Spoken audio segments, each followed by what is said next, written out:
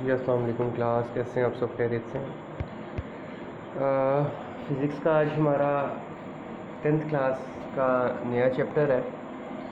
बिल्कुल first chapter हम start करने लगे हैं इंशाल्लाह ताला। और मुझे उम्मीद है कि काफ़ी बच्चों के पास इसकी बुक्स नहीं होंगी या नोट्स कुछ भी अवेलेबल नहीं होगा, तो मैंने बेटा एक पिक ली है और यही पिक भी साथ लेक्चर के अपलोड कर दूँगा जो मैं पढ़ाऊँगा, ताकि आप यहीं से मोबाइल पे देख के याद कर लें। आपको कोई ज़्यादा इशू या प्रॉब्लम बेटा फेस ना करनी पड़े किसी को भी। ठीक है बेटा जी। तो आज हमने जो स्टार्ट करना है वो चैप्टर नंबर 10 है। चैप्टर नंबर 10 बड़ा आसान सा चैप्टर है। इसमें बेटा सिंपल हार्मोनिक मोशन के बारे में उसने बताया आपको कि सिंपल हार्मोनिक मोशन क्या होती है एंड वेव्स कितने किस्म की होती हैं, वेव्स क्या होती हैं। फर्स्ट ऑफ ऑल तो सबसे पहले आप ये समझ लीजिए कि सिंपल हार्मोनिक मोशन जो हमने पढ़नी है वो सारा हमारा बेस करता है वाइब्रेटरी मोशन पे, जो आपने 9th क्लास में टाइप्स ऑफ मोशन पढ़ी थी, उसमें एक वाइब्रेटरी मोशन पढ़ी थी आप सब ने। तो उस वाइब्रेटरी मोशन में जो सबसे जो वाइब्रेटरी मोशन पढ़ी थी सेम वही बेस करेगी सिंपल हार्मोनिक मोशन पे। तो सबसे पहले नंबर 1 जो हेडिंग दी है, सबसे पहला क्वेश्चन शॉर्ट बना हुआ आपके नोट्स के जो यूनिक के नोट्स हैं उसमें कि डिफाइन द वाइब्रेटरी मोशन या ऑस्किलेटरी मोशन। आपके लिए एक नया लफ्ज़ आएगा ऑस्किलेटरी मोशन। ऑस्किलेटरी मोशन क्या होती है? ऑस्किलेटरी मोशन सेम मोशन है जिसका नाम वाइब्रेटरी मोशन है। वाइब्रेटरी मोशन का दूसरा नाम ऑस्किलेटरी मोशन है। तो if a body moves back and forth और to and fro about a fixed point or equilibrium position, then this motion is said to be vibratory motion या oscillatory motion. इसको oscillatory motion कहेंगे या vibratory motion कहेंगे। Examples हैं the motion of the simple pendulum. Simple pendulum की मिसाल आपने बेटा 9th क्लास में पढ़ी थी। The motion of the swing जो सी सॉ था उसकी बात थी। And the motion of the mass and the spring system, ये आपका अब है। ये देखिए ये छोटा सा नीचे मैस ये बना हुआ है, ये mass and the spring system, ये इसने वाइब्रेटरी मोशन की बात की है। तो ये समझिए कि ये सिंपल हार्मोनिक मोशन की एग्जांपल है और इसका एक्सपेरिमेंट भी है छोटा सा, यानी कि छोटा सा आपने कल डेरिवेट भी करेंगे इंशाल्लाह ताला। आज नहीं करवाऊंगा, कल छोटी सी डेरिवेशन है वो साथ सॉल्व करेंगे आप। तो ये सिंपल हार्मोनिक मोशन में दिया हुआ बेटा, ठीक है जी। तो सिंपल हार्मोनिक मोशन की ये जो डेफिनेशन नीचे वाली है, ये वाली और के बाद लिखी हुई है, आपने याद करनी है। Simple harmonic motion occurs when the net force is directly proportional to the displacement from the mean position and is always directed towards the mean position.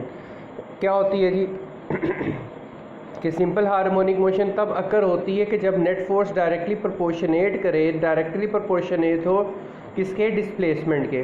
कहाँ से? फ्रॉम द मीन पोजीशन, उसकी मीन पोजीशन से शुरू होगी and is always directed toward the mean position is known as simple harmonic motion. और हमेशा किसकी तरफ ही वापस जाएगी, किसकी तरफ रहेगी? ये डिस्प्लेसमेंट हमेशा ही मीन पोजीशन की तरफ रहेगी।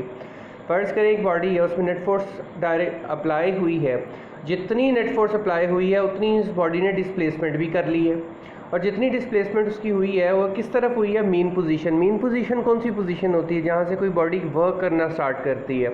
जब आपने किसी बॉडी पे फोर्स अप्लाई की, फ़र्ज़ करें वो रेस्ट में थी, जैसे आपने इस पर फोर्स अप्लाई की उसमें कुछ डिस्प्लेसमेंट पैदा हुई और एक्सेलरेशन प्रोड्यूस करेगा।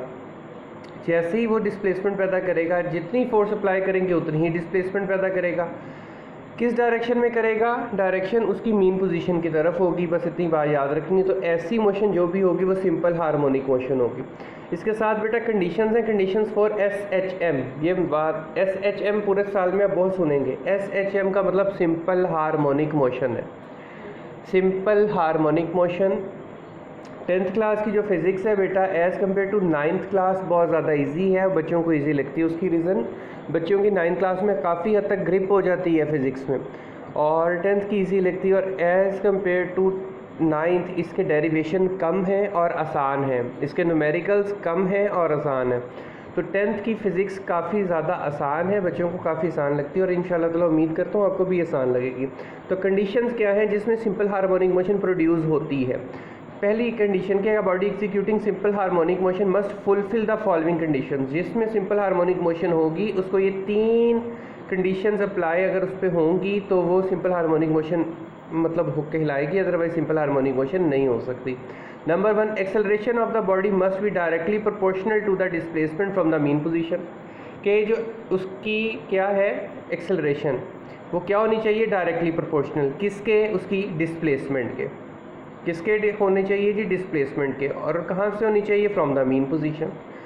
Acceleration of the body should be directed towards its mean position, और एक्सेलरेशन किसकी तरफ जानी चाहिए, इसकी मीन पोजीशन की तरफ होनी चाहिए। एंड इसके साथ ए डायरेक्टली प्रोपोर्शन टू -x लिखा हुआ है। ये जो -x है ना, इस पर कल हम इंशाल्लाह ताला बात करेंगे सारी। जब छोटा सा नीचे डेरिवेशन है वो सॉल्व करवाऊंगा तो आपको समझ में आ जाएगी इंशाल्लाह ताला। And the system should be frictionless and body executing SHM must have inertia and restoring force. Body के अंदर मतलब एक तो फ्रिक्शनलेस होनी चाहिए, दूसरा सबसे ज़रूरी बातें दो हैं उसके अंदर कि एक इनर्शिया होना चाहिए उसके अंदर। लॉ ऑफ इनर्शिया याद है आपको, रिसेंट डेज में भी आपने रिवाइज़ किया। और उसके अंदर रीस्टोरिंग फोर्स भी होनी चाहिए। अगर बेटा रीस्टोरिंग फोर्स नहीं होगी तो बॉडी अपनी मीन पोजीशन की तरफ वापस कभी भी नहीं जा सकती। फ़र्ज़ करें, अब आप मिसाल ले लें यहाँ पे एक स्प्रिंग बैलेंस की।